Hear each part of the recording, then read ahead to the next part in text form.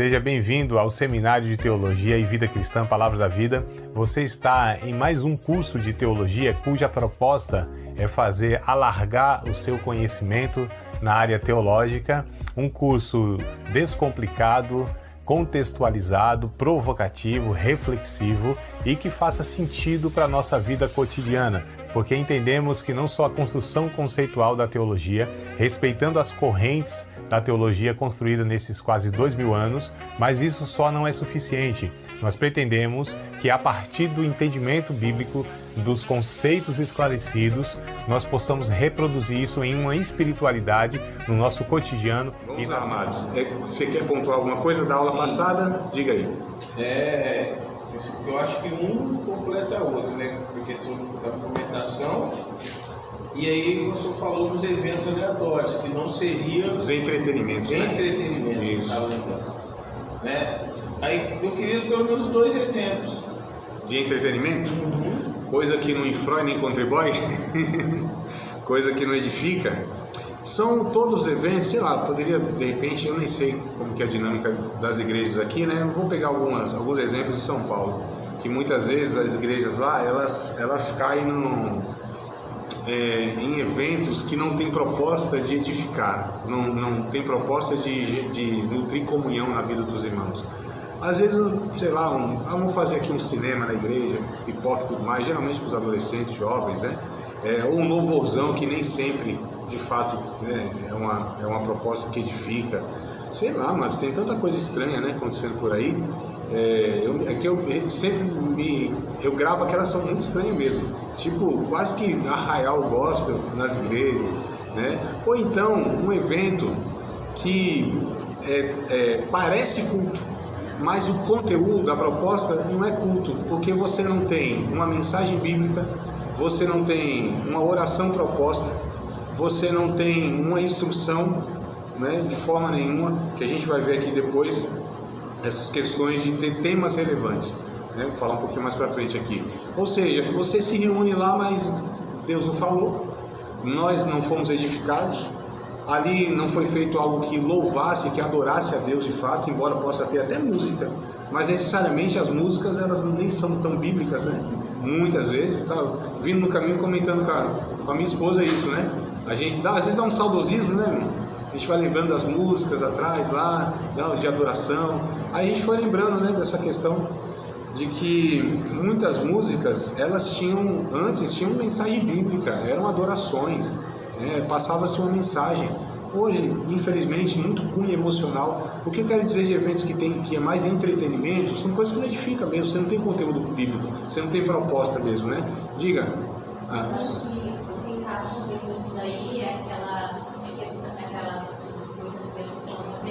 Campanhas de quebra de maldição, campanhas de 7 dias para 7 não sei o que de Deus, esse tipo de coisa que a pessoa vai, tem intuito só de receber, só de ter, não é uma coisa que tem fundamento, não é uma coisa de auto-instrução, ou de auto-ensino de fato, para a pessoa entender como ela deve viver a vida para servir a Deus, para não estar nessa posição que ela está. As pessoas só vão na igreja em busca de algo, só para buscar algo que dizem para ela que está ali, mas não há uma continuidade daquilo. Então, esse tipo de eventos que tem nas igrejas, para mim, são por entretenimentos, para querer dar para as pessoas aquilo que elas querem e só, e elas não vão com o intuito de conhecer a Deus, de ser edificado, de ser instruído, para ter uma vida, né, frutífera, uma vida abençoada da vida. Então, deixa eu definir o que seria entretenimento. É algo que é feito e não edifica, biblicamente não edifica, né? Então, minha esposa citou aí essa proposta de muitas igrejas, onde você tem isso travestido de culto, né? Mas, enfim, não tem uma instrução bíblica. Aparentemente, está se falando da Bíblia, ensinos bíblicos, mas quando a gente vai chegar mais perto, vê o que é proposto. Não é aquilo que o Evangelho propõe, não é aquilo que Jesus ensinou, os apóstolos, né, instruíam as igrejas aí que eles instruíam, Paulo, Pedro, enfim, outros apóstolos foram instruindo as comunidades na época, né? Isso que eu coloquei na questão, né, da fomentação, porque Eu também vejo por esse lado dela. Esse entretenimento, sim.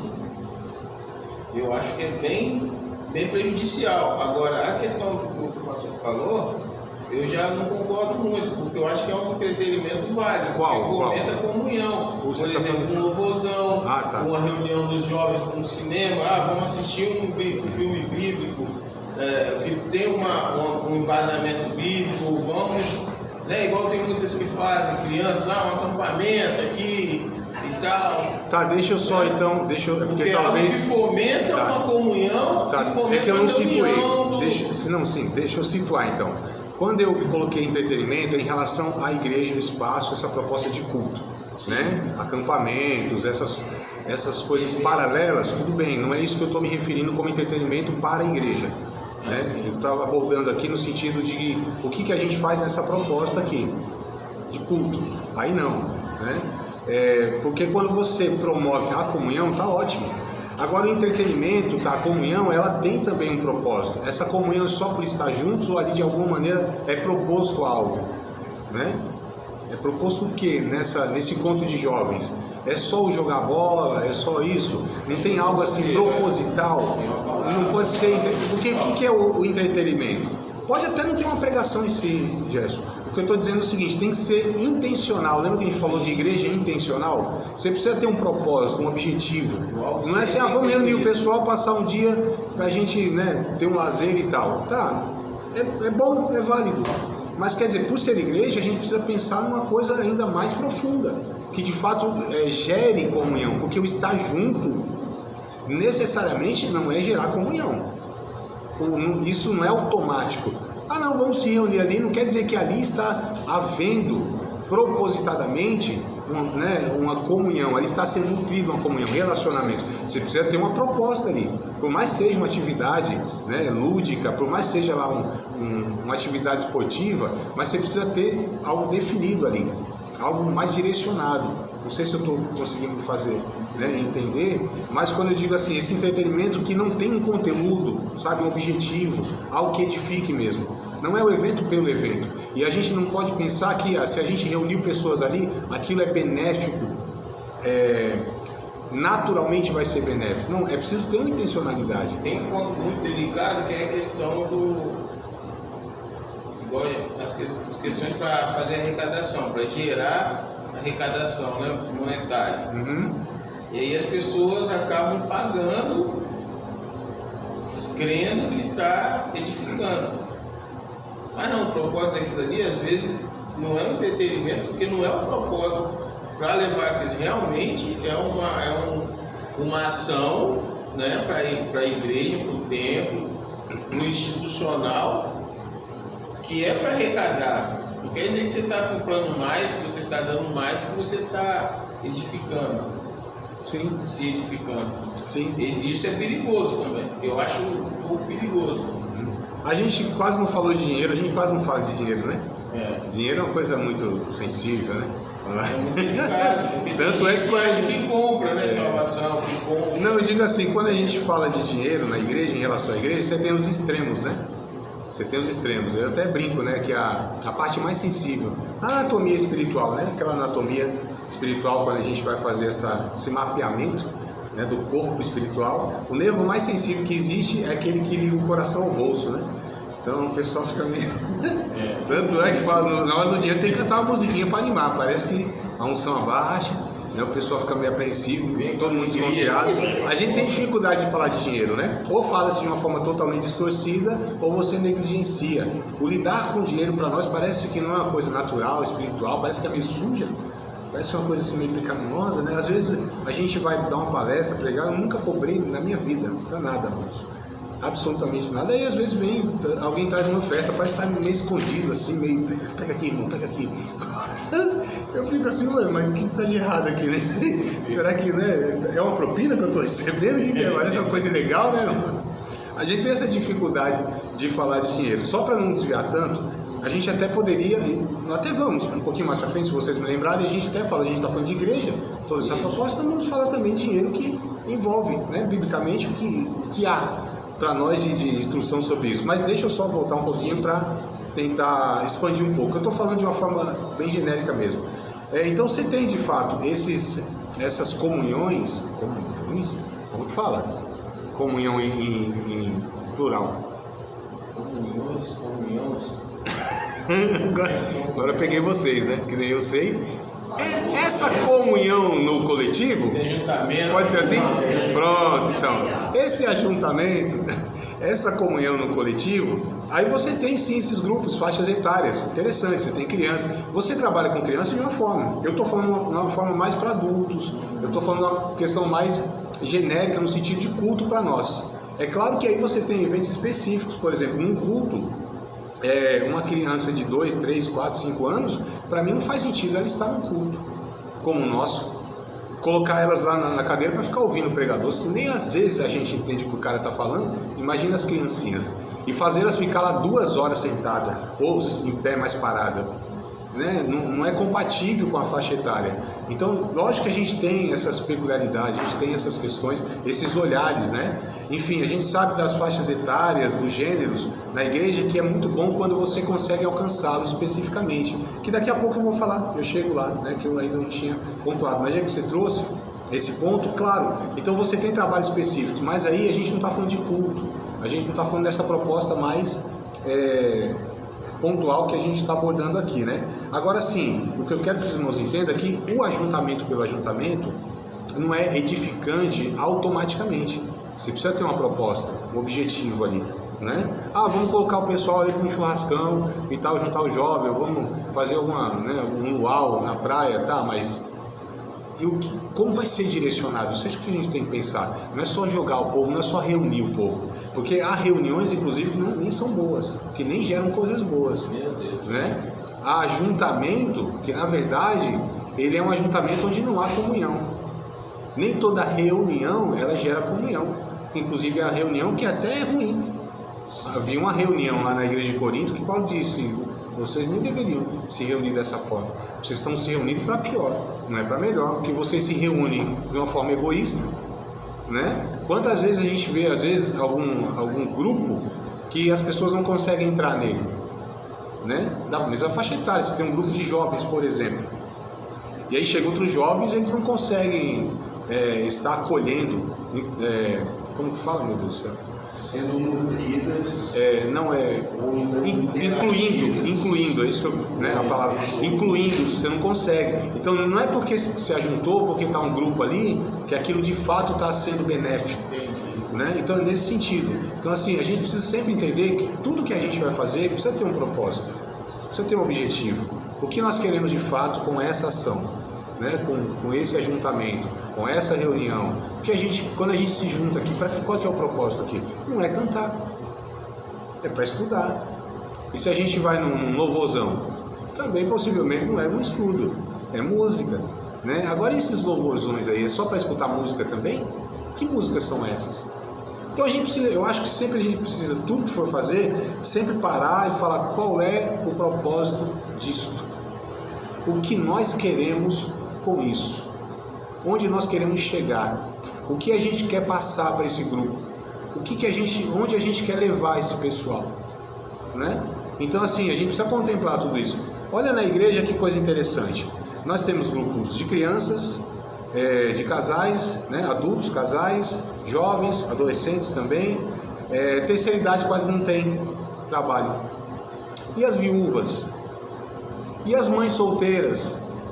Onde que elas se encaixam nesses grupos que a gente tem? Vocês entendem, amados?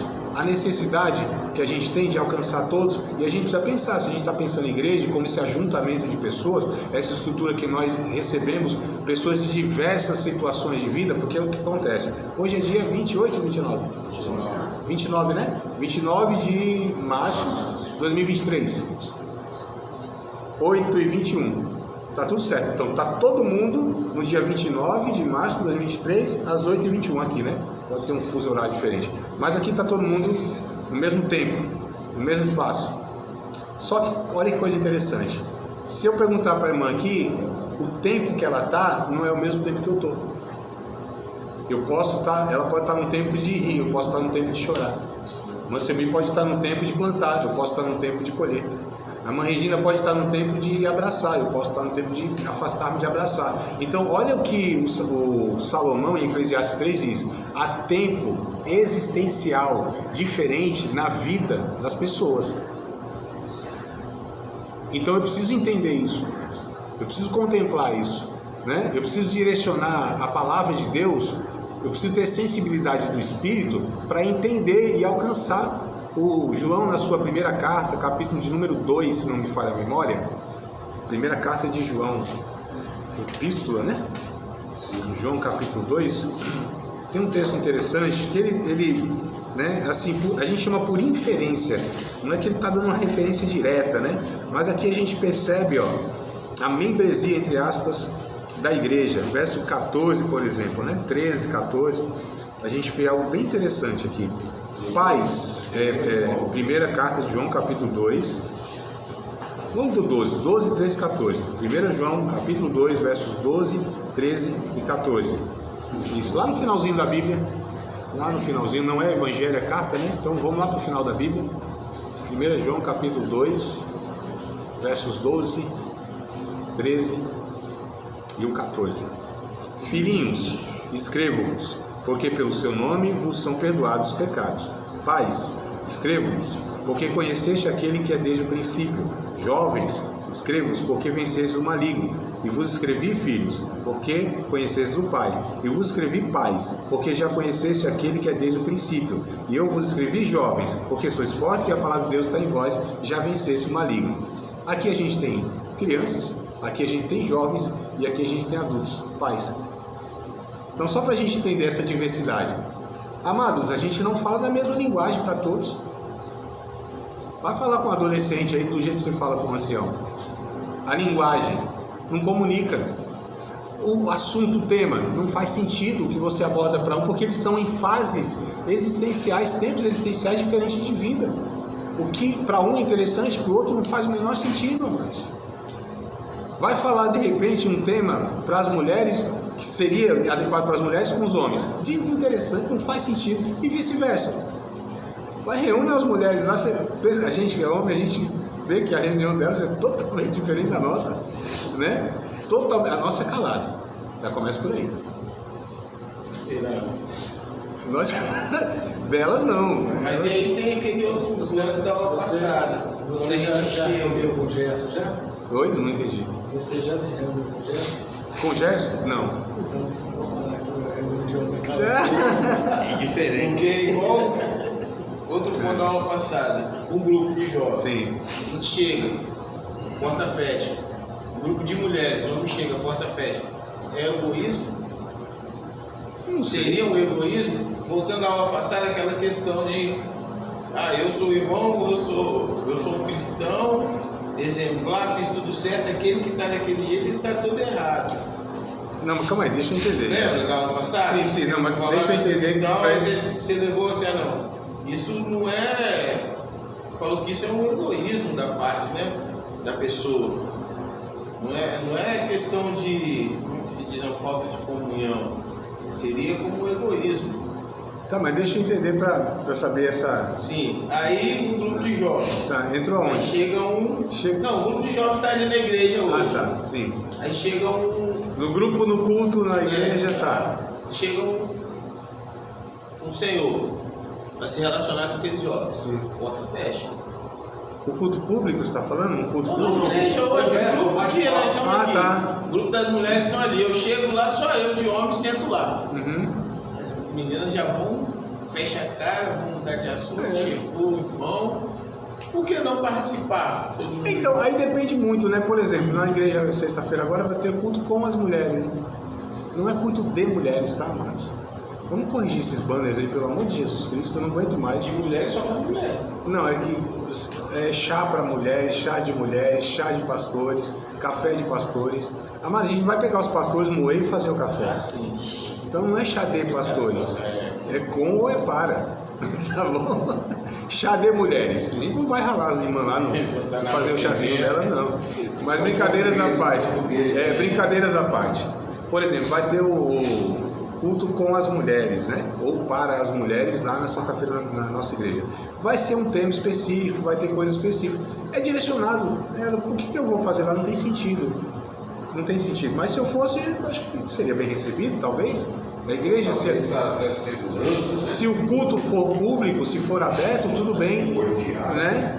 Agora, assim, aliás, a gente não pode jamais, como igreja, se alguém vier naquele evento, naquele culto, naquele, né, sei lá, reunião, enfim, você, lógico que não pode receber de uma forma mal educada ou rejeitando, né? Mas, assim, por exemplo, nós participamos de igreja, se é com as mulheres e o propósito, por que eu vou fazer lá? Não tem sentido, e vice-versa. Né? Se é algo, entre aspas, não é fechado, mas tem um propósito, é direcionado para isso, de criança. Você tem, né? Então, o que eu quero dizer é o seguinte, amados, a gente precisa sempre que se reunir ter um propósito, ter um objetivo. Né? Eu acho que é interessante a gente pensar nessa dinâmica, isso. Né? Então, por que eu falei, por exemplo, da questão das viúvas, das mães solteiras? Porque quando se tinha evento para casais, por exemplo, as viúvas não iam. As mães solteiras, o assunto era direcionado para o matrimônio. Para elas não fazia sentido. Mas esses dois grupos, eles vão ficar escanteados, não vão ser ministrados, não vão ser aconselhados, não vão ser cuidados. Se a gente tem para os outros, é isso que eu quero pensar com vocês. Ele só vai esperar onde cabe elas, né, essas pessoas, porque não tem um direcionado para elas. Sim. Igual uma solteira. Tem os casais, não tem solteira. A solteira vai participar de mulheres. Jovens. Para as mulheres. De jovens. Ou para os jovens. É isso. Né? Só que aí... Por que não um direcionado também para solteiros? Voltado, direcionado para isso até... Só que a realidade é diferente. Você tem uma jovenzinha lá de 15, 16, 18, 20, 21, 22 anos, tá? Solteira, jovem. Só que você tem lá uma mulher de 30, 30 e pouco, já com experiência de um casamento, né? Com filho. A realidade, os interesses, não é o mesmo, amados. É isso que a gente precisa entender. Como igreja, a gente precisa contemplar, ministrar todas as realidades que estão lá. A dor que ela vai passar para ela que nem viveu ainda. Você entendeu? Então o que eu quero dizer é o seguinte, ó, tá vendo? O entretenimento é uma coisa vazia, não contempla ninguém. Evento, alguém disse evento, né? Evento. A gente precisa, amado, sempre entender que todo ajuntamento cristão tem uma proposta didática, pedagógica, edificante, precisa honrar Deus, a gente precisa ser ministrado por Deus. Não é possível que eu estou falando, vou me encontrar com Deus, vou cultuar a Deus, vou adorar a Deus, e ali não há uma afetação na nossa vida de Deus, que a gente seja melhorado, transformado, confrontado, santificado. Se não é evento, se não houve essas ações do Espírito Santo em nossa vida, porque se nós estamos, na lógica, nos encontrando com Deus, tem que haver uma transformação, tem que haver uma edificação, tem que haver algo de Deus na minha vida para me melhorar, para me transformar à semelhança de Cristo. Eu preciso ouvir Deus. É igual o culto foi uma bênção, fogo puro e tal, mas o que Deus falou? Sei não, mas foi bom demais. Não é? Foi emocionante. Calma aí, Deus não falou nada? Foi tanto poder que o Espírito Santo não conseguiu alcançar então a tua vida? Que culto é esse? Que concepção é essa de culto, amado? De poder é esse?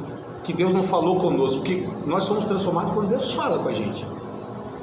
Quando Deus alcança a nossa vida. Aí somos transformados.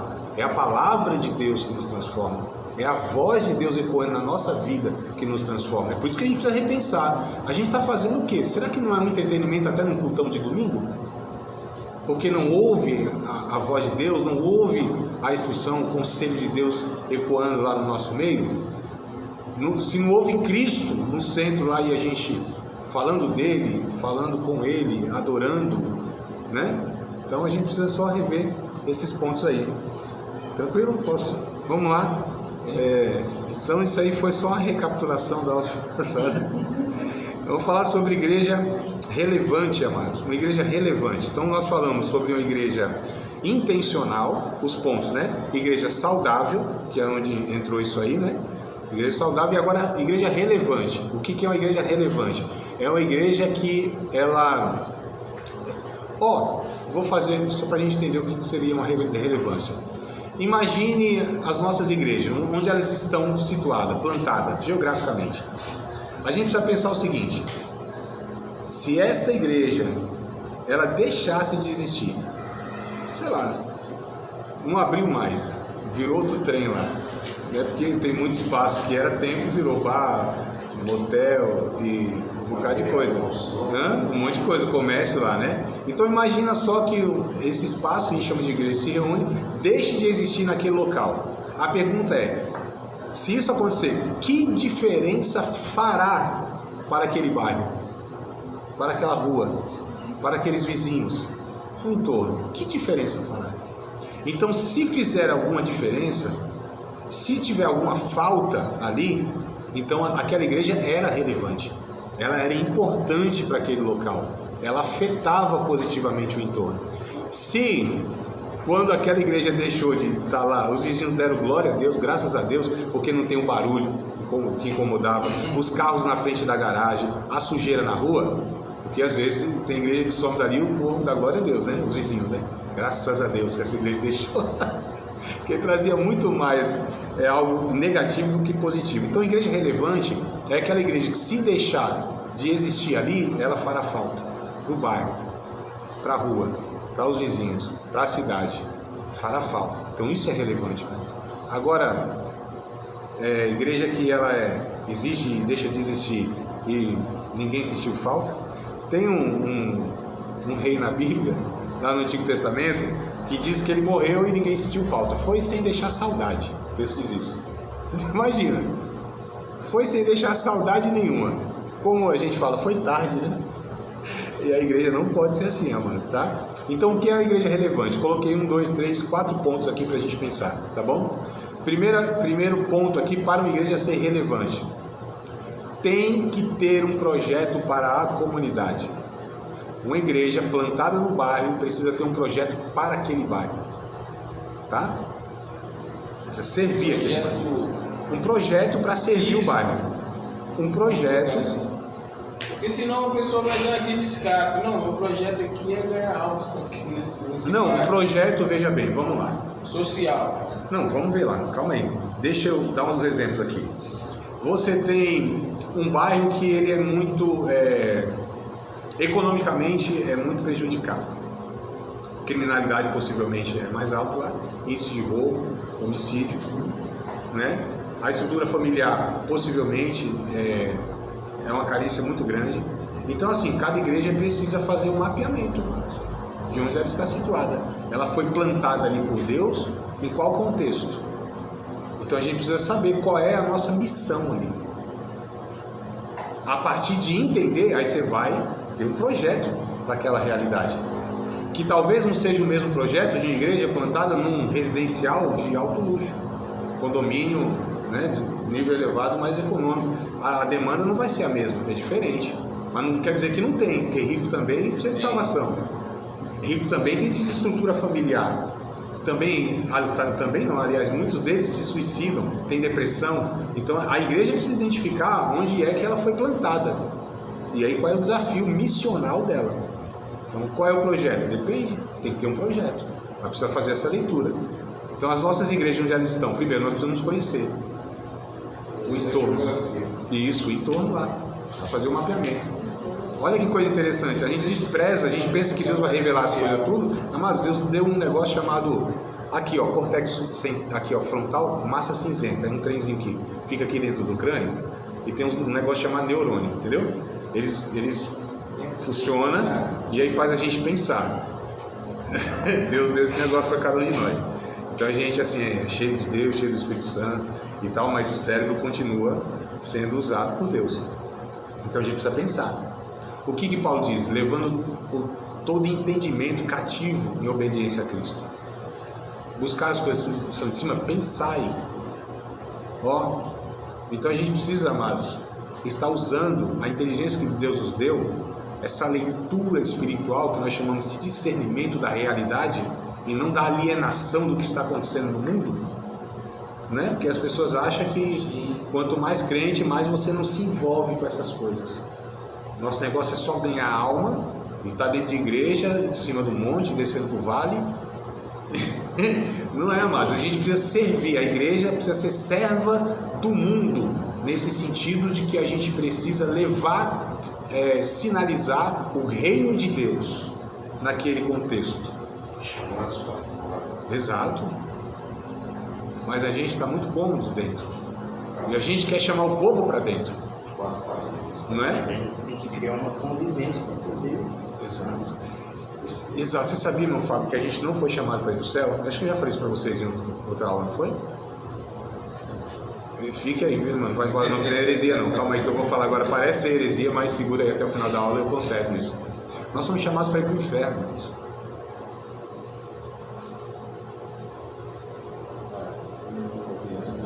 Nós somos chamados para ir para o inferno. O céu é o lugar de onde a gente veio. Jesus disse assim: eu edifico a minha igreja, as portas do inferno não vão prevalecer contra ela. Amados, é crente entrando no inferno, arrancando pessoas de lá. Vem, tira, aí vai de novo para o inferno, aí tira, aí vai de novo para o inferno. Então a gente vai para o inferno, a gente é chamado para ir para o inferno. Aí os demônios ficam doidinhos. Eu vejo só os crentes cheios de Deus entrando no inferno e resgatando as pessoas, a dignidade delas, né? Que está degradada por coisas básicas, inclusive. Então a gente é chamado para ir nesses contextos, no inferno, porque a gente não tem no inferno, porque o inferno não prevalece contra a igreja de Cristo. Eu não estou falando de ficar expulsando demônio aí não, na esquina, não é isso que eu estou dizendo, né? Jogando óleo aí em cada esquina, nem azeite, né? Galo, que a gente compra um melhorzinho, vai jogando aí e tal. Não, amado, eu estou falando para a gente sair, sabe? Onde Jesus disse: vai para os valados, vai para os becos, vai para dentro das casas, vai entrando aí, ó, em todo lugar da sociedade, e vai lá falando de Cristo. E falar de Cristo não é só daqui, ó, falar de Cristo. É falar de quem Cristo é, quem Deus é, e de tudo que Ele tem que ser repartido com todo mundo. Eu não estou falando apenas também de questões sociais, desse negócio de uma cesta básica e tal, também, mas muito mais é o resgate da dignidade, da família, sabe? Resgatar lá o menino que está sem esperança nesse contexto. Vou te dar um exemplo. Lá onde eu morava em São Paulo, tinha um bairrozinho, era um bairro dentro de um bairro maior, né? Era uma partezinha lá que foi invadida, tal, construiu aquelas casas desordenadas, um negócio bagunçado, né? A urbanização lá bem bagunçada, enfim. E ali tinha muitos meninos, adolescentes, sem pai, só com mãe, sem referência paterna, né? Aí você tinha lá um parquezinho assim, reformaram lá, tinha uma quadra poliesportivo, um campo de futebol, tal, uns negocinhos lá. Eu falei: opa, vamos fazer aqui um projeto socioeducativo. Aproximar esses meninos, mostrar para eles o que é paternidade, o que é a figura de um homem na vida deles. E aí você vai com isso falando de Deus, do Evangelho. Mas eu não estou falando de um projeto como sendo uma armadilha, sabe? Aquele evangelismo de emboscada. Né? Porque a gente tem esse negócio, né? Que é isso e é isso. É uma emboscada que a gente arma para... Amado, o falar de Cristo, a salvação, ela vai nesse pacote porque nós somos discípulos de Cristo. Mas o que nós estamos propondo, na verdade, é tudo que o reino de Deus é e oferece, que é o resgate do ser humano na sua dignidade. Só que isso precisa ser estrutural. Não é só alma, porque o que tem gente que vem para a igreja é salvo do fogo do inferno da eternidade sem Deus, mas vive um inferno existencial sem paz dentro da sua casa. E às vezes é o casalzinho lá, que a gente não levou o evangelho, não teve um projeto completo, mas a gente não alcançou a demanda, né, daquele local. Então, quando eu digo que tem um projeto para a comunidade, aí cada igreja tem que se virar, pedir a Deus um pouco de luz na cabeça para entender o que eles têm que fazer lá. Cada contexto tem os seus desafios, né? Cada público e tal, enfim. Mas tem um projeto para a comunidade, porque a igreja não existe para si mesma. Ela não tem finalidade nela mesma. A igreja não é o reino de Deus. Eu falei isso na primeira aula, mas a igreja não é o reino de Deus. Ela não existe para ela. Ela existe para o reino de Deus. Ela foi salva para o reino de Deus. O reino de Deus é maior do que a igreja. O reino de Deus contém a igreja, mas a igreja não é o reino de Deus. A igreja é aquela que sinaliza, aponta o reino de Deus. É como se a gente chegasse e falasse: ó, aqui chegou um pedacinho do reino de Deus. A gente está sinalizando. A gente é uma amostra grátis do reino de Deus, um prato de entrada, uma sala de espera do reino de Deus. muitas vezes é perigoso eu falar isso, a igreja e a comunidade está daquele jeito. Só que se isso aí é a porta de entrada. Mas a gente precisa chamar a responsabilidade, né, para nós, né? É igual aqueles irmãos, não, olha para mim, não, sou cheio de falha, olha para Jesus, conversa fiada, amados. Isso é esquiva da responsabilidade, isso é negligência. A gente precisa chamar a responsabilidade. Você quer conhecer Jesus? Anda comigo. Isso. Eu não estou dizendo que você não vai encontrar em mim falhas e alguns pecados. Eu estou dizendo que em mim você vai ver algo que de fato vai apontar para Cristo. Um pecador sendo transformado pelo Evangelho. A gente precisa assumir a responsabilidade. Covardia não cabe para o servo de Deus.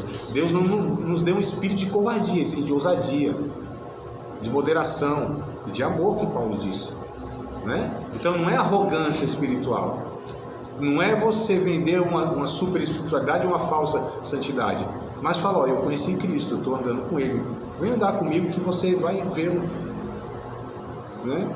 Olha como eu lido com as coisas, olha como eu enfrento os meus pecados, olha como eu entrego minhas ansiedades, minhas fragilidades, meus fracassos na mão de Cristo. Quer conhecer Deus? Então olha para mim. Porque se a gente não puder falar isso, então calma aí. Precisa rever algumas coisas na nossa vida. Só que a gente não deve, lógico, uma arrogância e nem achar que de fato a gente, né? E é muito importante essa consciência, rever na minha vida alguma coisa.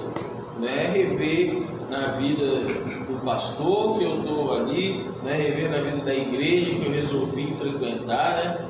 Não, é na minha vida, né? Os representantes da igreja somos nós, é cada um de nós, né? E aí, sem tirar a responsabilidade da liderança, né?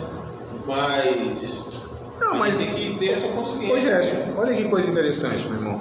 A gente às vezes pensa, a gente está falando de igreja fora dessas paredes, não é isso? Então não é o pastor, são todos. Um dia, lá na minha igreja, nós estávamos conversando assim e tal, e aí o irmão falou, rapaz, eu jogava bola lá com os caras ali e tal, só era eu de crente lá, né? E quando eu estava lá, inclusive, até eu tinha oportunidade de orar por eles, né? Até parece que as brigas diminuíam e tal, eles me respeitavam um pouco, né? E tinha essa questão. E aí eu falei, rapaz, mas quinta-feira é culto de crianças, né? Eu vou lá ajudar lá no culto das crianças.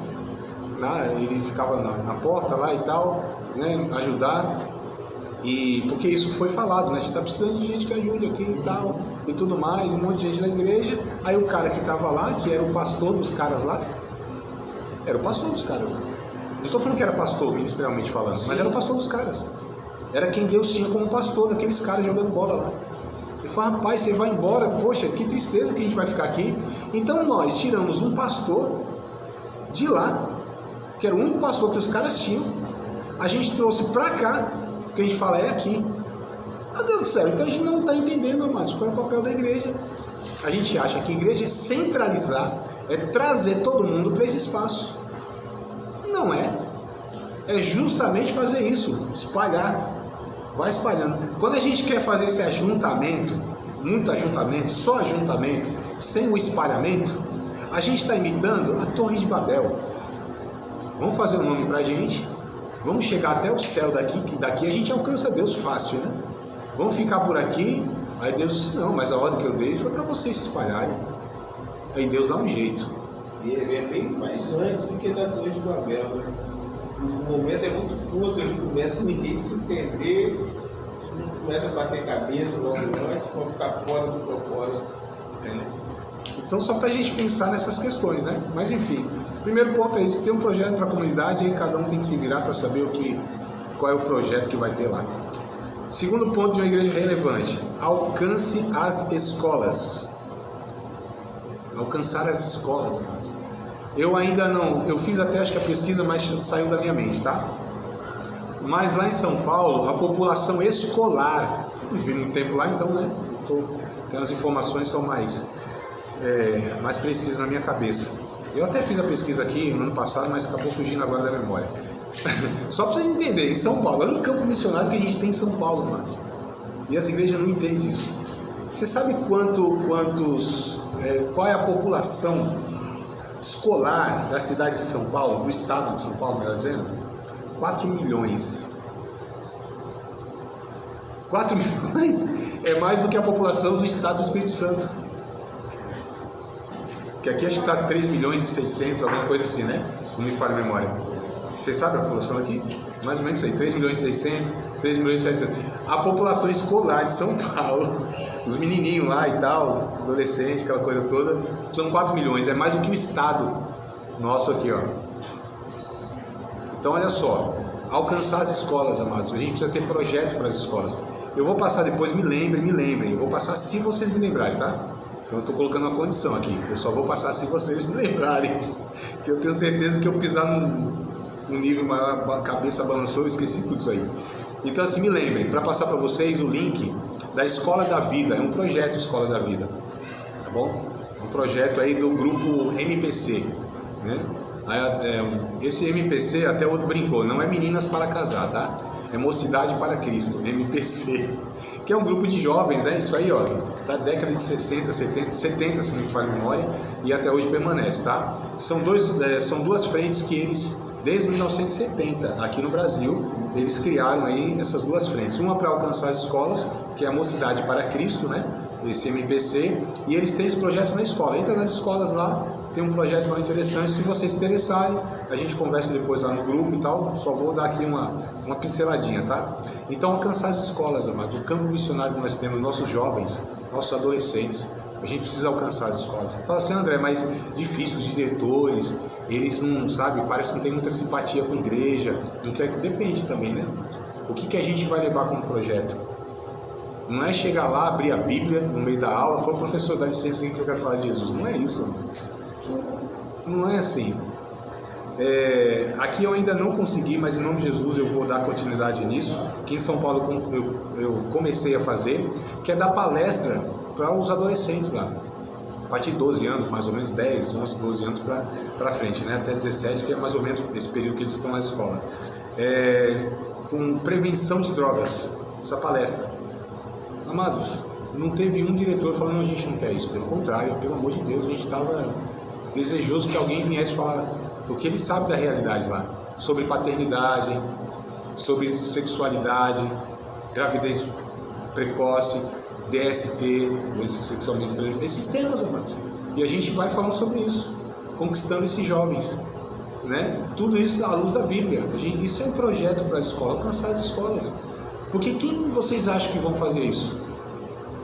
Somos nós, meu Deus do céu, que carregamos esses valores, amados, que é o Evangelho.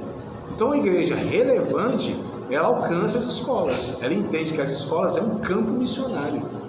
Porque a gente fala tanto missões, a gente tem o nosso encontro, né? Que precisa também, mas se a gente não está alcançando, a gente não tem olhar para o nosso entorno, nosso próximo, como que a gente vai querer atravessar o oceano, mano, e para outro continente? E as duas coisas precisamos fazer simultaneamente, né? Que alguns falam, não, tem primeiro aqui, não é primeiro aqui. A Bíblia diz tanto quanto. Então, é ao mesmo tempo, é simultâneo. Só que a gente não pode fazer lá e esquecer aqui, nem fazer aqui e esquecer lá também. Não é simultâneo isso, tá? Mas como a gente está falando de igreja local, nesse sentido, então, alcançar as escolas aí é fundamental para uma igreja relevante, tá? Ter esse contato. Seja uma igreja missional. A gente está falando de missões, né? Tudo isso aqui faz parte de missões, mas a gente está direcionando aqui. Ser uma igreja missional. Uma igreja, para ela ser bíblica, relevante, ela precisa entender o seu papel missional. Ou seja, levar o evangelho, né? De uma forma intencional, com um projeto que foi direcionado. E aqui, ó, a gente falou de escola, tem a universidade, que tem a ABU, também foi criado, né, junto com esse MPC lá, em 1970 aproximadamente, que é a Aliança Bíblica Universitária. A gente não fala tanto que os nossos jovens estão se desviando lá, que o marxismo está entrando lá, que é só porcaria que tem né, em relação ao evangelho, que os professores são anti-Deus, que Deus não entra mais nas universidades. A gente não tem essas conversas? A gente fala isso, mas o que a gente está fazendo para que isso seja revertido? A gente não tem nenhum projeto para alcançar aqueles jovens lá que estão começando a sua vida de forma mais responsável pela idade e tudo mais. Então esse projeto também, né, para as universidades, escola, porque você tem uma proposta, e A universidade você tem uma proposta semelhante, mas é um público também diferente, tá? Como a gente tem público diferente da igreja, a gente tem fora da igreja público diferente também, né? Enfim, é uma infinidade de possibilidades que nós teríamos para falar aqui, amados. Uma infinidade. O esporte, né, que o Fábio faz aqui, o esporte é um meio assim extraordinário para a gente levar Deus, levar o Evangelho, levar os valores de Cristo, amados. É um poder tão grande, porque o esporte é algo que as pessoas de fato elas precisam, elas simpatizam e assim, não tem um lugar que vai rejeitar um projeto dessa forma, dificilmente, né, adequado. Mas vamos lá, o quarto ponto aqui de uma igreja relevante, né? Promova seminários com temas relevantes e atuais. Amado, nosso seminário é para falar de anjo, é para falar de escatologia, do Apocalipse. Está errado. Não está tão errado assim, porque está falando de Bíblia, né? Mas temas mais relevantes, amados, que façam sentido. As pessoas, os crentes não sabem lidar com política, não sabem lidar com as ideologias de hoje, principalmente essa questão da homossexualidade, uma dificuldade muito grande. Temas relevantes que faz sentido, que está aí, ó, que o mundo está doidão, que não sabe para onde vai, cada um fala uma coisa, e cada um que fala uma coisa, suicídio, meu Deus, meu pai, depressão, tudo isso que está aí, não está aí na praça, não é que a gente ouve, fala. Reconhecer, né, as crianças com algum tipo de sinais, né? De autismo, ou TDAH. Como que a gente lida com tudo isso? O que a Bíblia tem de orientação? Os gritos silenciosos, né? Que a gente não vê, mas está gritando ali. Paternidade, divórcio. Amados, temas relevantes, faz parte da nossa vida. São as lutas que nós enfrentamos. É o que o mundo está assim, não tem resposta, porque cada um fala uma coisa. Quem que tem a resposta para tudo isso? É a igreja, meu Deus do céu. Então esses temas relevantes, aí sim a gente junta a gente dentro da igreja para promover esses seminários com esses temas relevantes. Não para falar dessas, né, tal, que isso é importante, mas meu Deus do céu, a gente parece que fica patinando, a Bíblia só fala dessas coisas que nem é tão relevante para esse mundo, amados, nem salvos são. A gente precisa no mínimo resgatar essas pessoas, mantê-las vivas, para que elas conheçam Cristo, né? E como a gente lida? Porque se nós fôssemos uma igreja que estruturasse, a gente enviaria organicamente esses missionários, cada um para o seu contexto. O jovem ia para a escola, o outro ia para a faculdade, a irmã ia lá para o trabalho, o outro ia lá para a indústria, e a gente enviando, mas a gente estava instruindo aqui, ó. Eles saberiam falar de Cristo, não precisa trazer para o pastor, precisa trazer para a igreja para o domingo para ouvir uma mensagem. A igreja estaria sendo enviada, mas estaria sendo multiplicada depois, porque a igreja é a igreja na segunda. Igreja que afeta a realidade não é de domingo, é de segunda, né? Que a gente quer reunir o povo no domingo. E a segunda, como fica? Cada um vai para a sua realidade, espalhar aquilo que ouviu no domingo, o que aprendeu no domingo. Então a gente precisa promover esses seminários com esses temas relevantes e atuais, amados. Como nós lidamos, o que a Bíblia fala a respeito de tudo isso. Se a gente não instruir o nosso povo, vai ficar muito difícil como já está, né? Só que é interessante assim, a gente precisa pensar, a igreja ela sempre está um passo atrás da história, parece sempre lenta, é a impressão que eu tenho, porque os nossos temas é sempre para ir corrigir alguma coisa. Eu estou falando não sei o que, vamos lá então falar sobre isso. Ué, mas a gente tinha que ter falado antes do leite derramar.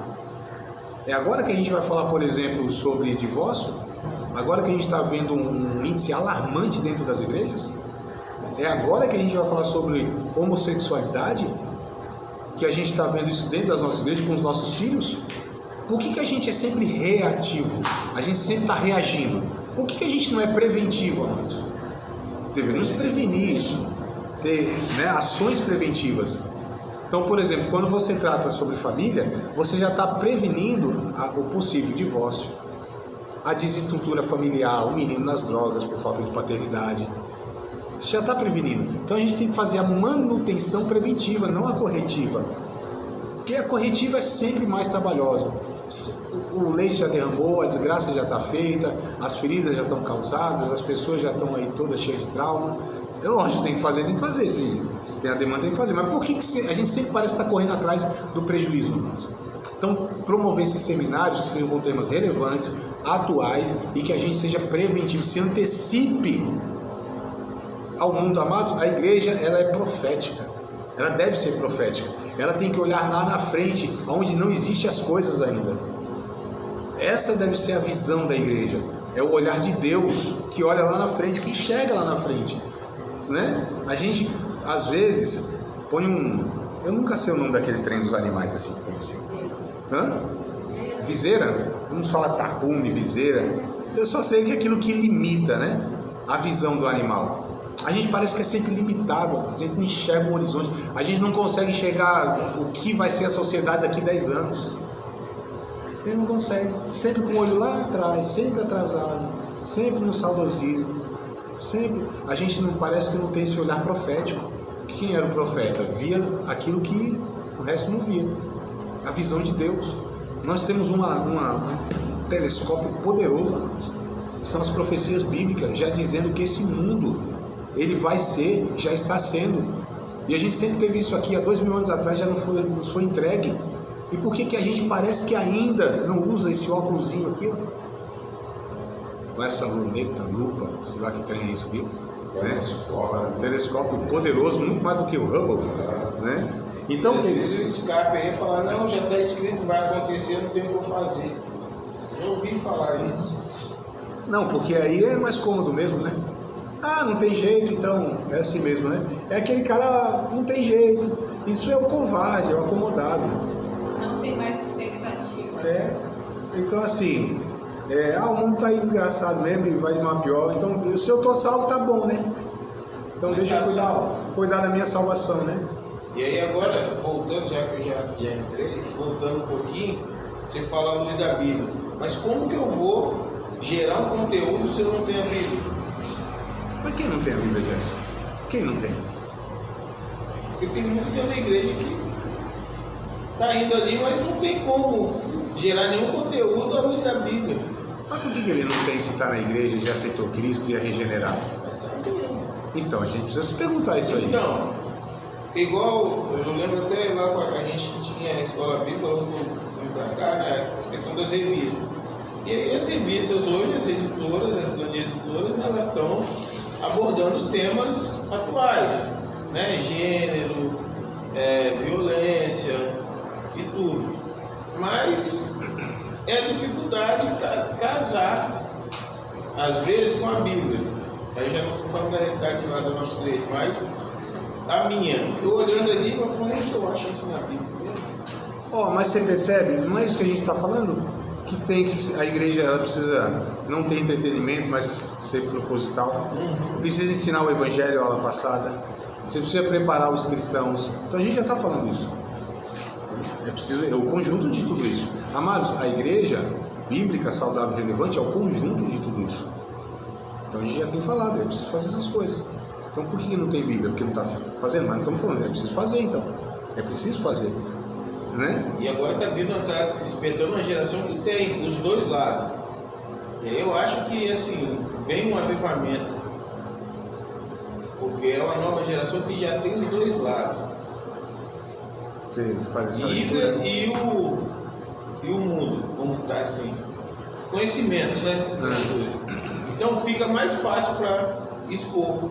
Porque tem muita gente que tem um testemunho de vida, mas é difícil.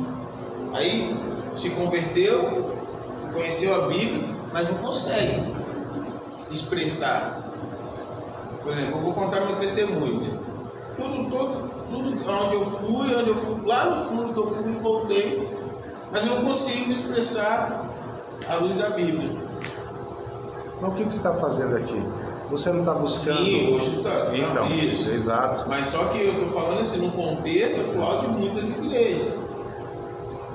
Que a maioria não. Então já tem, então é por isso que a gente... Isso, é por isso que a gente está falando. Então assim, nós estamos falando, os passos são esses. Então a gente está falando de uma igreja que segue os passos de ser uma igreja bíblica, relevante e saudável. Se não tem, é porque não está, amados, edificando com esses tijolinhos aqui que a gente está propondo. Ah, não tem, então está errada. Então vamos voltar para a proposta aqui. Ah, você não tem, sei lá, de repente, uma proposta de você discipular. Eu falei, então vamos voltar. Ah, mas você não tem essa proposta de estar cuidando de família, casais. Então, vamos voltar, não é isso que a gente está falando? Então, é isso aqui. Então, essa é a proposta bíblica. Eu estou passando para vocês, é aquilo que eu entendo que a Bíblia ensina a respeito de igreja. É o conjunto de tudo isso. É por isso que a igreja ela precisa levar a sério o Evangelho. É por isso que líderes, pastores, não devem ser qualquer um, amados. Pessoas despreparadas. O Evangelho é uma coisa muito séria. Ser um pastor, líder de uma igreja é muito sério. Pregar a palavra, pegar o microfone é muito sério. Não é o cara que só decorou meia dúzia de versículos, não. Tem que ser pessoas que dedicam a vida para aquilo. Não é? Eu acho que já falei para você, já dei essa comparação. A gente aceita pessoas que ministrem sobre nossa vida, que sejam líderes sobre nós nas igrejas, que não precisa de muito preparo, não. Tá de boa. Mas aí a gente vai fazer um transplante do coração, a gente quer um cirurgião que o cara tenha estudado, seja um cara, né? Inclusive, né? Então, o açougueiro não, a gente não quer, né, mano? Ainda que ele tenha lá, manja lá dos cortes e tal, identifica os órgãos certinho, sabe o que é um alcatra, um cupim e tal, mas a gente quer um cara preparado, que deu a sua vida e continua se dedicando àquilo e leva a sério, porque é a identidade dele. Então, assim, a igreja não é para qualquer um mesmo. No Brasil, não. Não tem parâmetro para nada, não tem critério para nada, não tem exigência de nada.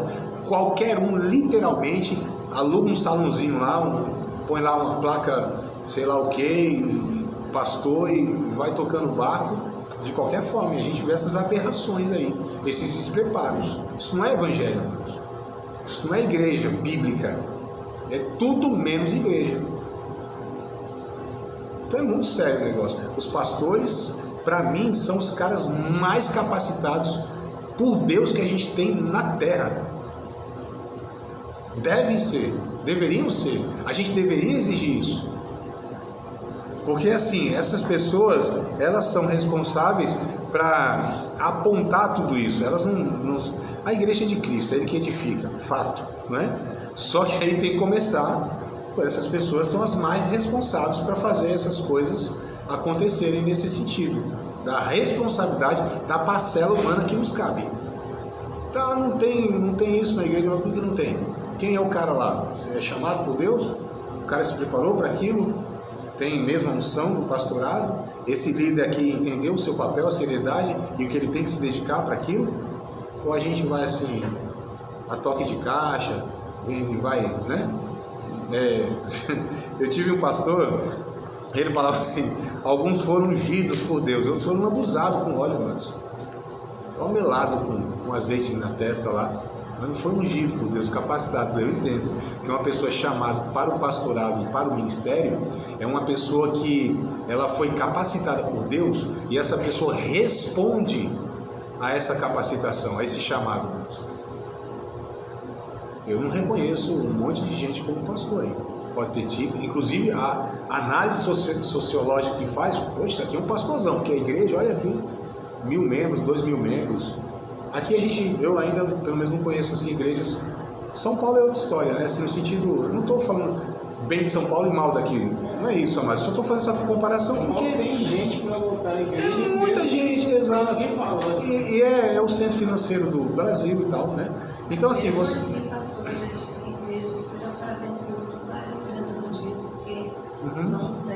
Não cabe lá, né? A igreja da minha cunhada mesmo, ela é perto do shopping Praia da Costa. Sim. Na igreja dela são feitos pelo menos 3 por dia. É a Missão Praia da Costa, não é? A igreja? Não, é Assembleia de Deus. Ah, tá. Aqui a Missão Praia da Costa também é bem grandinha, acho que né? Essa fica interessante, que ela passa uma tracolândia muito feia, dá medo de passar. E lá dentro essa igreja de todo o tamanho. Eles têm que fazer um trabalho bonito com aquele pessoal. Uma coisa boa. Mas ele tem até uma casa assim, que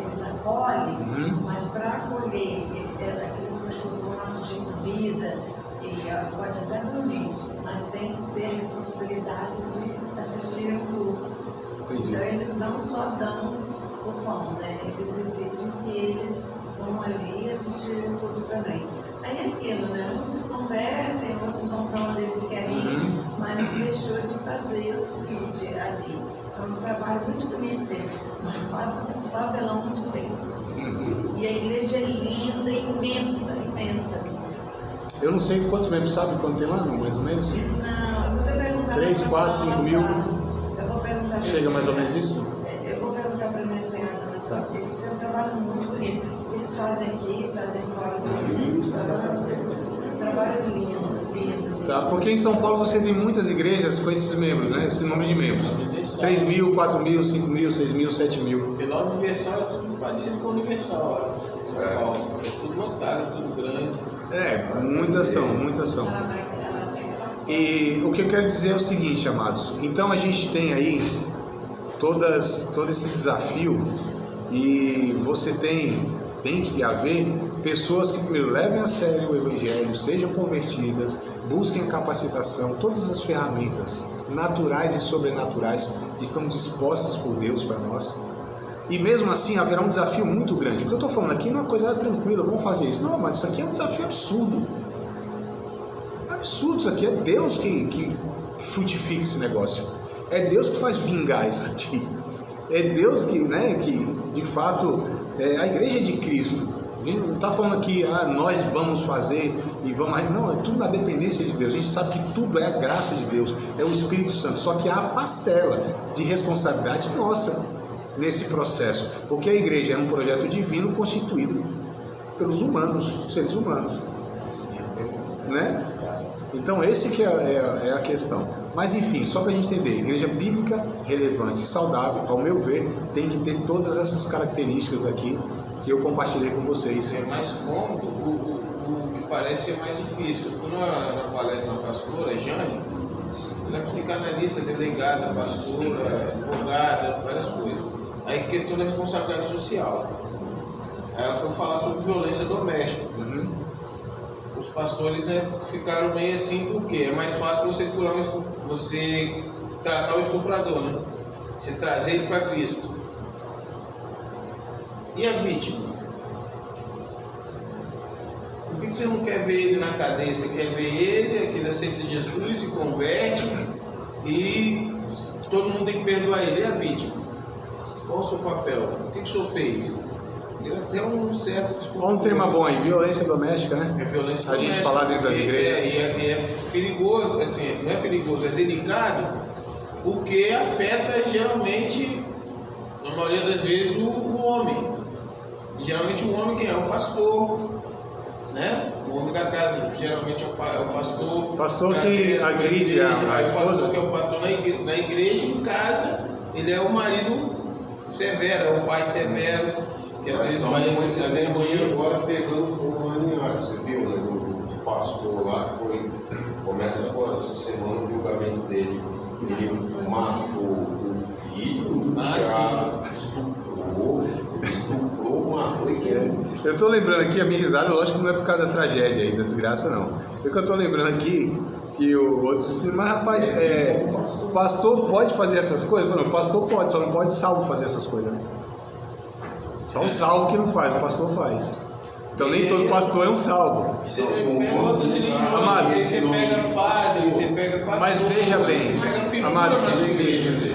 me escutem aqui, que coisa interessante. Então olha outro tema, outra realidade que nós como igreja devemos enfrentar. Amados, primeira coisa, eu percebo uma resistência absurda entre pastores, entre líderes, de falar sobre os nossos problemas. Não querem, amados. Vocês não têm noção em grupo de pastores aí que eu sofro muitas vezes, né? Ou em reunião de pastor, quando eu vou falar, calma aí, vamos pôr a navalha na nossa carne primeiro? Vamos chamar a responsabilidade para nós primeiro? E vocês não têm noção a resistência que é.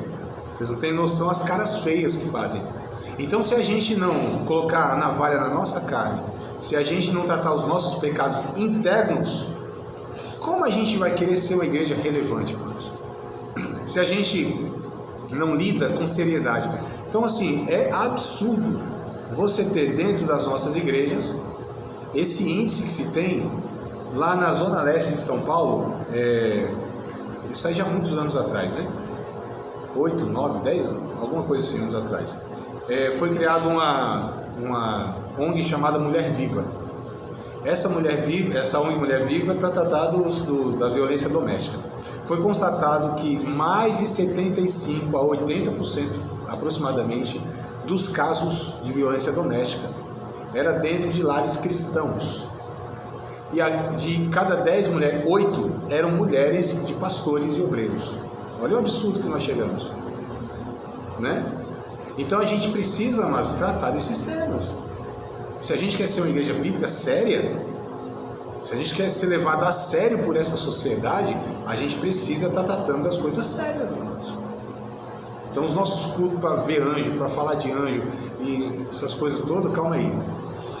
E aquilo que de fato importa, aquilo que de fato o mundo está se acabando, irmãos, né? Então a gente precisa rever todas essas questões, a gente precisa entender que igreja é muito, infinitamente muito mais do que muitas vezes nós estamos construindo, tá? Vamos falar sobre a igreja e a missão dela? Uns 15 minutos, vocês aguentam aí? Sem desmaiar, sem dormir, sem desesperar? Item 5. Hã? Item 5 da igreja.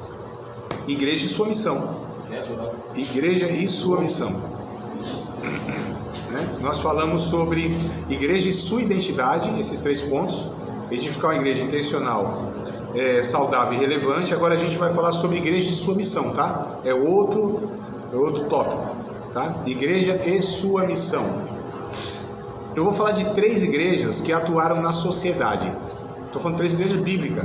Lá no Novo Testamento a gente vai falar sobre 3 igrejas que atuaram na sociedade lá no seu contexto. Atos dos Apóstolos, capítulo 2, verso 42 ao 47. Atos. Eu vou pegar 3 igrejas lá do Novo Testamento. Atos capítulo 2, versos 42 ao 47. 3 igrejas que atuaram na sociedade, tá? Vamos ver se a gente extrai, né, alguma coisa lá para a nossa realidade hoje. Então, Atos capítulo 2, versos 42 ao 47 diz assim: perseveravam na doutrina dos apóstolos, na comunhão, no partir do pão e nas orações. Cada alma havia temor, e muitas maravilhas e sinais se faziam pelos apóstolos. Todos os que criam estavam juntos e tinham tudo em comum. Vendiam suas propriedades, fazendas e repartiam com todos, segundo cada um tinha necessidade. E perseverando, unânimes todos os dias no templo, e partindo o pão em casa, comiam juntos com alegria e singeleza de coração, louvando a Deus e caindo na graça de todo o povo. E todos os dias acrescentava o Senhor à igreja aqueles que se haviam de se salvar, ou de salvar, né? Haviam de salvar. Então essa igreja de Jerusalém, tá? Igreja na cidade de Jerusalém, a práticas com o ministério desenvolvido com as viúvas naquela cidade era muito grande. Essa prática social, porque o judaísmo tinha isso muito forte, arraigado, né? Todo o Antigo Testamento, ou o Antigo Testamento, as instruções que Deus deu para Moisés construir uma nação, porque assim, o povo judeu, Israel, eles não tinham essa organização, essa estrutura, essa proposta que nós temos. Igreja é um negócio, a gente, não estou falando de negócio, né? Apesar que, né? Igreja é uma parte da nossa vida, minha casa, família é uma outra parte da nossa vida, minha vida na profissão é outra parte. Então eu tenho vida ministerial, eu tenho vida privada e eu tenho a vida social ou profissional. A gente parece que organiza a nossa vida assim, né? A gente vai compartimentalizando nossa vida. Por que isso é ruim? Porque a gente pensa que aqui a gente pode agir de uma forma, ter um comportamento de uma forma e ter valores que cabem nessa gavetinha, nesse compartimento. Aí a gente sai daqui e vai para outra. Aqui a gente pode ter outra proposta de vida, outro comportamento, outros valores. E aqui outro, aqui outro, aqui outro. Então a gente compartimentou, a gente fez da nossa vida compartimentos, gavetinha. O risco disso é que eu não lido como um todo. Israel não era assim. Deus não formou um povo com essas estruturas, com essas divisões. A lei de Deus, ela contemplava todas as áreas da vida, mano. tinha lei para tudo, tinha regra para tudo, tinha orientação, conceito de Deus para tudo, para fazer negócio, para lidar lá com uma situação na família, para cerimônias lá nos rituais, no templo. Só que tudo fazia parte de uma coisa só, você não tinha essas divisões. E a igreja de Jerusalém, ela nasce dentro da cultura judaica, ela é judaica cristã, a igreja nasce nesse contexto. A grande maioria das pessoas que participavam da igreja eram judeus, se converteram, abraçaram o evangelho, criam em Cristo, só que tinha ainda essa cultura, que ela é bíblica, né? De você afetar a sociedade. Então essa igreja de Jerusalém, ela se preocupava muito com a vida em comum, mesmo porque aqui nem templo tinha, né? Quando diz que eles frequentavam um templo, era a sinagoga lá, ou era o templo de Jerusalém, mas isso era do judeu, na verdade, que a igreja passou 300 anos sem levantar uma paredinha sequer. 300 anos, os irmãos se reuniam de outras formas, nas casas. Quando dizia a igreja que está lá em Tessalônica, era na casa de um fulano lá. A igreja que está em Colossos, era na casa de outro fulano lá.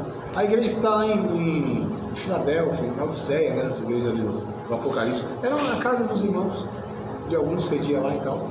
Se reuniam nas praças, numa sinagoga. Então assim, você não tinha um templo sequer durante 300 anos da igreja, era orgânica. Você não tinha essas liturgias. Eu nem estou dizendo que isso de todo é ruim. A gente precisa sempre avaliar o que é ruim e o que é bom, no nosso contexto, né? Então, não estou falando nem... tem coisas que são conquistas. Eu acho que isso aqui é uma conquista. Então, deixa eu fazer uma pergunta. Porque na Bíblia fala que Paulo, né, nas suas viagens missionárias, ele chegava, ele preparava pastores, ele deixava uma igreja, né, formada, fazia um templo de adoração. Então ali era uma tenda, um local que já era consagrado para aquela finalidade. Então, templo? Você falou templo? Templo de adoração? Um templo, um local de adoração, né? Uma tenda, né? Um local, porque o Paulo, ele era construtor, era marceneiro, né? Então, não, Paulo, eu acho que você está se referindo em Atos, deve ser capítulo 19, onde Paulo começou a fazer tendas lá, junto com Áquila e Priscila, né? Sim, ele foi. Não, essas tendas não se referia à igreja, não.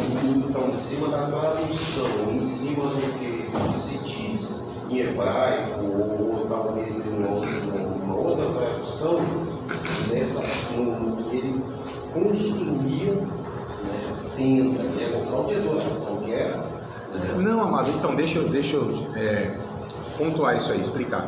Essas tendas que Paulo fez em um momento apenas do seu ministério, foi para tenda de tecido mesmo, tá? Tecido. Isso não era tenda. Redezinha, né? Tecido. Ele fazia isso junto com Áquila e Priscila, que tinham o mesmo ofício. Eles fizeram isso, na verdade, para arrecadar fundos, para, né, dar conta do ministério. Mas não era tenda, isso, mas não era tenda com a finalidade de reunir os irmãos debaixo dela, não é esse sentido. Era tenda para indivíduos mesmo. Tendinha, barraquinha, barraca. Tenda, barraca, vamos contextualizar aqui. Ele se juntou com aquela família que já fazia, né, e ele também... Isso, com aquele casal. Então eles fizeram isso pontualmente, naquela ocasião, para arrecadar fundos.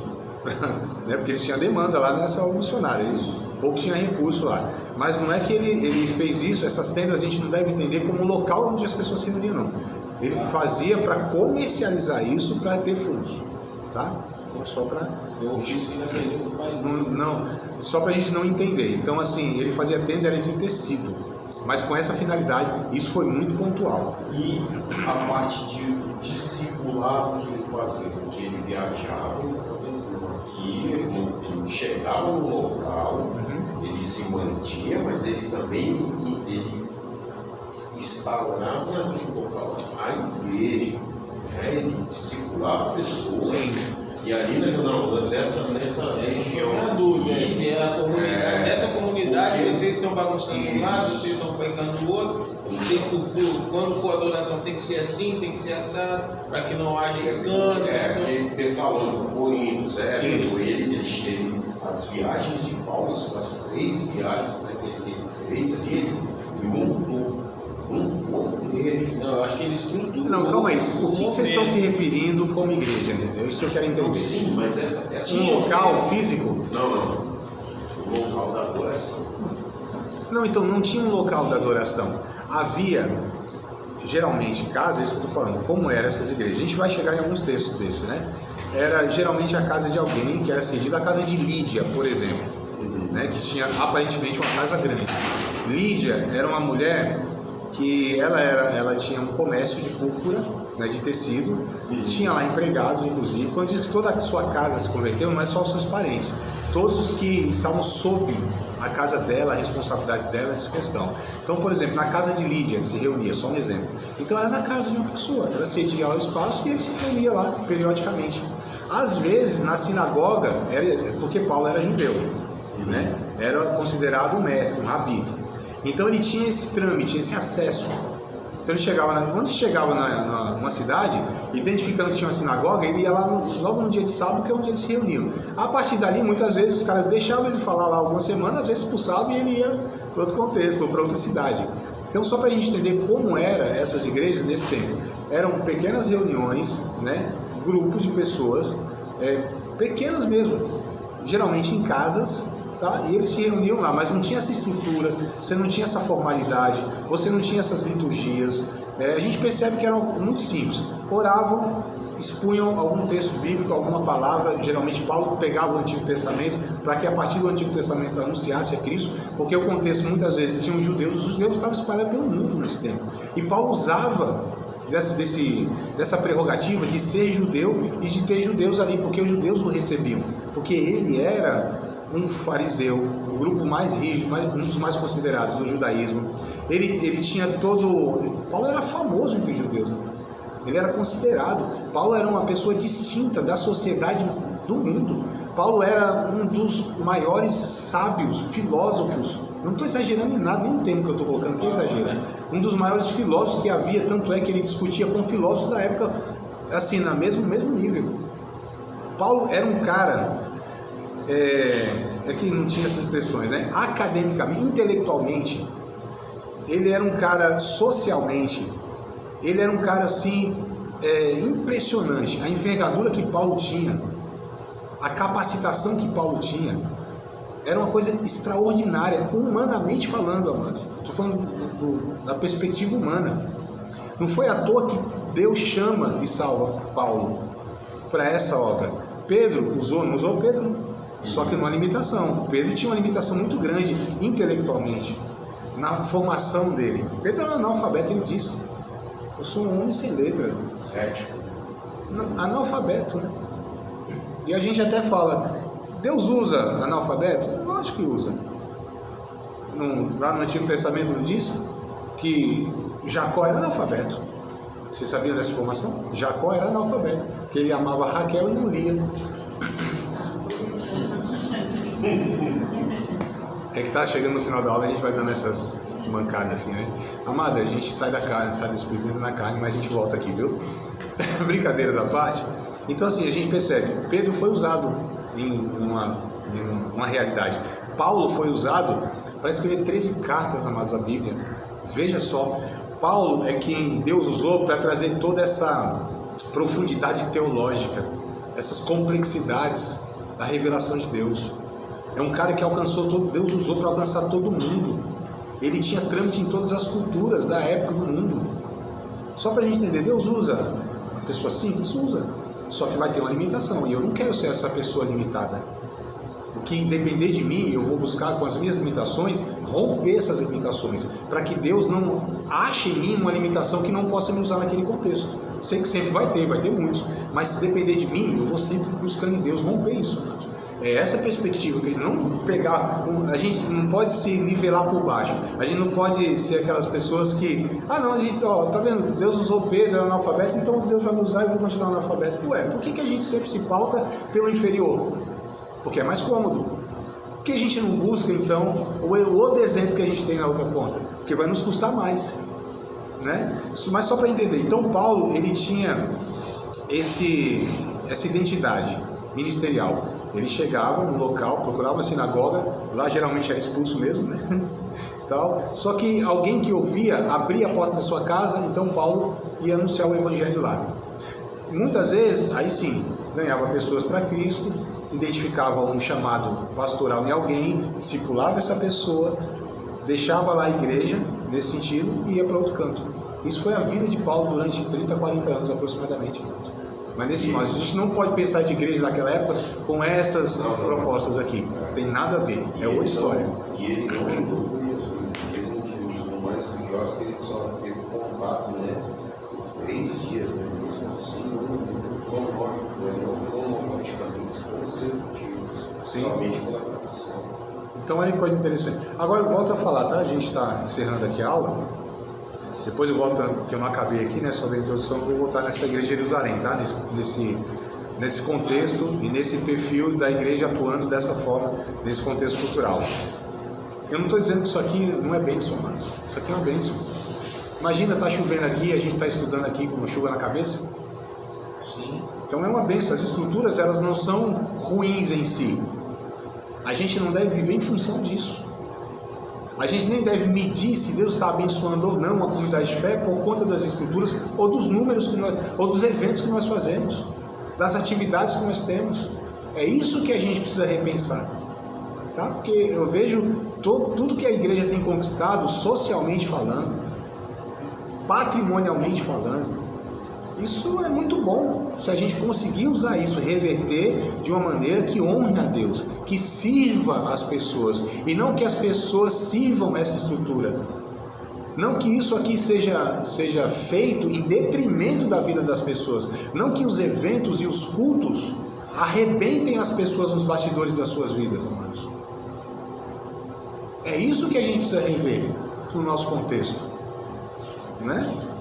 Então, aí sim, a igreja se dá de uma forma a alcançar pessoas e não a construir patrimônios, ativismo, números. Não é essa ótica humana, social, que é o parâmetro para a gente falar Deus está abençoando esse povo aqui. Vou participar de mais uma aula de um dos nossos cursos, Seminário de Teologia, Vida Cristã, Palavra da Vida. Espero que tenha te abençoado, não só alargado o seu conhecimento teológico, mas que tenha também atingido o teu coração para que você possa, a cada dia mais, reproduzir a vida de Deus nas suas relações cotidianas. Se você ainda não é aluno oficial de um dos nossos cursos, se inscreva aqui no contato que vai aparecer do WhatsApp. Também nos siga nas redes sociais, se inscreva no nosso canal, compartilhe à vontade e Deus